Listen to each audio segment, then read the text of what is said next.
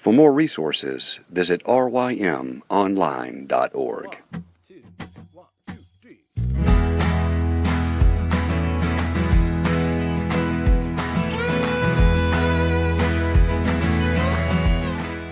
The Local Youth Worker is a daily podcast that's centered on 5 questions each week. Ranging from the practical to the professional, we're looking for answers to the questions you're asking. Whether you're in full-time, part-time, or even volunteer youth ministry, this podcast is for you.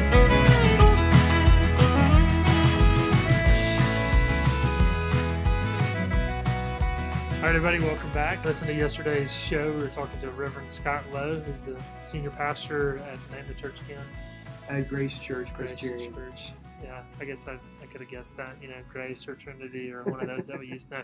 They're all used up. Yeah. We just have to just recycle one. Yeah, no, that's good. And you've been out here, you said 13 and a half years? 13 years, a little over 13. Okay, wow.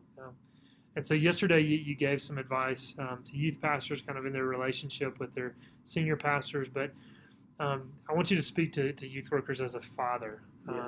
As you mentioned your children yesterday, what are some thoughts you'd love to impart to youth workers to give them perspective from a parent's point of view? I was actually talking to my wife about this last week, and one of the it's almost like I don't know if it's not advice, but it's so important they know is how important they are in our kids' lives. I mean, I'm a pastor and I work with, staffing issues and do that. But when I have a volunteer, a youth volunteer, when I have a youth minister, one paid or a volunteer, and they call my kid and say, hey, let's go to X, let's go to the ice cream shop, let's go get a burger. We had this one volunteer that would just go scoop up my son, and he called it tea time. This volunteer just liked tea. And he would just be like, tea time. I thought you meant golf. Like no, tea. it wasn't. That would have been cool, but it was just go drink like tea and boga tea or something. I don't know what it was. That little thing my son looked forward to, and it meant so much. That's awesome. And so my advice would be, my encouragement is you matter so much, even when that kid is not talking, and they're just with you. And it's so hard to see that. There's nothing more terrifying as a youth volunteer or leader or whoever to feel like you're in junior high again. Oh yeah. And when they know how much they matter to the parents, it just makes it makes my heart sing. You're a gift. Even if you're examining, is this the right thing for me? You're looking at an image bearer that is lonely, that is scared in junior high or high school.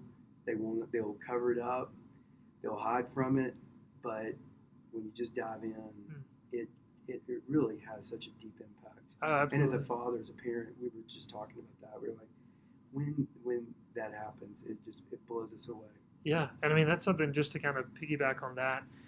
I've been kind of biased because I've been a youth minister for a while now, and so of course I like youth ministry. But now that I'm on this side of it and on staff with RYM and still doing youth ministry just in a different capacity, but being a parent now, I realize how much I need help. And so you saying that, I mean, yes, I want other people pouring into my child for sure. And so that's good that you. Well, and I'll just say that, even the volunteers that have taught Sunday school, I sometimes, feel like they have learned more about Jesus than they ever have from me. And the kids live with me. And I'm a pastor, and I study, and we talk, and we pray, and they're vital. And and you as a youth leader, volunteer, are very, very important. So important to the church. I would also, I think, I remember this too. about just maybe some advice. This is something happened to me. I remember being a youth pastor, and the senior pastor's daughter didn't like me. And I was terrified. Yeah. Because I was like, I'm going to get fired. Yeah. This girl doesn't like me. Every time she looks at me, she just gives me the just evil stink eye. And it weighed on me. I'm sure. And I remember my pastor, my boss, he picked up on it, obviously. Probably came home. She didn't, she hated youth group, hated me. And he pulled me aside as a father. And I remember he said, we're not talking about youth ministry right now, about you and your job. Scott, you're doing a great job. He said, I want you to just look at what you're doing and realize this. You're going to try to get her approval, and it's probably not going to work. Oh. And he said, I don't know what her deal is.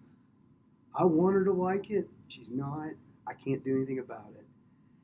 But I want you to imagine your ministry, because you're doing a great job, as a big white sheet of paper, and there's a little black dot on it. And he goes, all you can see, and she is the black dot. She doesn't like what you're doing.